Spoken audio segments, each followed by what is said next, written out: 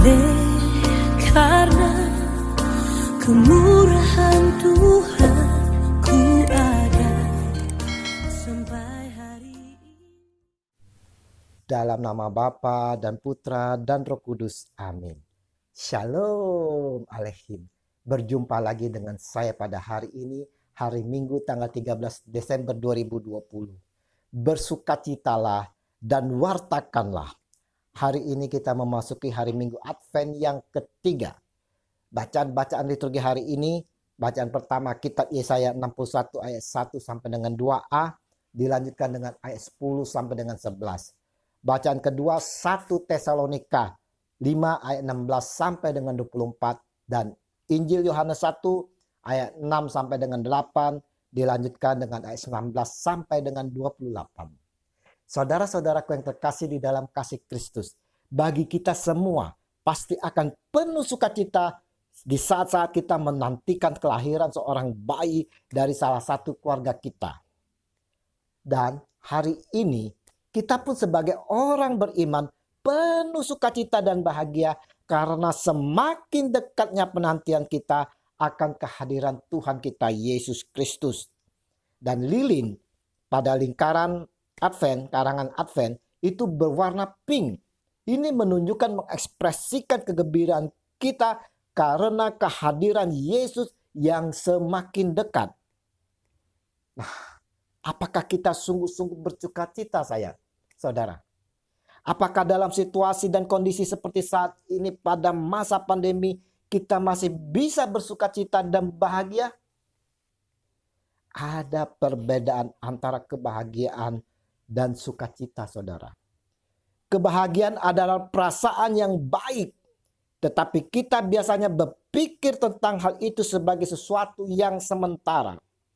Sedangkan sukacita adalah keadaan batin, tidak disebabkan oleh peristiwa atau tindakan dari luar.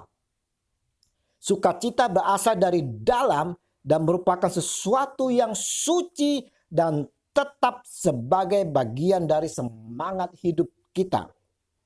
Di dalam bacaan pertama hari ini, kita mendengarkan kidung yang mendengarkan seorang utusan yang membawa kabar sukacita bagi seluruh bangsa. Utusan tersebut menyerukan kepada semua warga kebahagiaan besar yang dianugerahkan Allah yang akan mengubah kehidupan mereka. Hal itu tentu menimbulkan kegembiraan besar di tengah umat yang sudah lama menderita dan mengalami banyak kesulitan. Pada bacaan kedua, saudara-saudara, Santo Paulus mengajak kita semua, termasuk jemaat di Tesalonika, untuk terus-menerus mewujudkan keyakinan imannya di dalam kehidupan sehari-hari.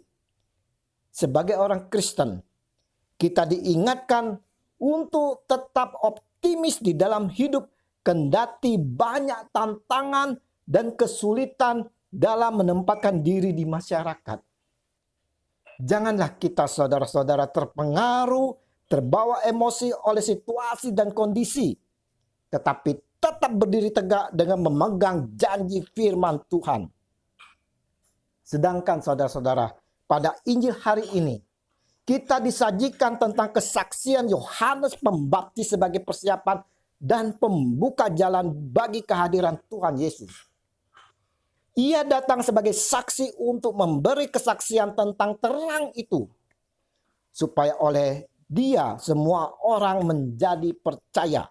Yohanes 1 ayat 7. Kesaksian Yohanes Pembaptis memberikan bukti bahwa sukacita yang digambarkan sebagai terang sesungguhnya yang menerangi setiap orang sedang datang dalam dunia. Yohanes 1 ayat 9. Bukankah kita seharusnya bersukacita, saudara? Dan apa reaksi kita dengan kabar ini? Kita pun selayaknya saudara-saudara bersaksi seperti Yohanes Pembaptis. Kita mewartakan terang itu, yaitu Yesus Kristus yang adalah Tuhan kita, Sang Immanuel, Sang Juru Selamat yang telah hadir ke dunia membawa terang bagi semua orang. Kepada siapa saja yang kita jumpai, kita wartakan kabar sukacita ini. Melalui renungan hari ini, saudara-saudara, kita semua, saya dan saudara, diajak untuk bersukacita atas kehadiran terang yang dinanti-nantikan itu. Kita mau bersukacita sambil mewartakan kabar sukacita ini kepada semua orang yang kita jumpai. Biarlah mereka mengalami terang itu dan juga ikut bersukacita. Kemuliaan kepada Bapa dan Putra dan Roh Kudus seperti pada permulaan, sekarang, selalu dan sepanjang segala abad. Amin.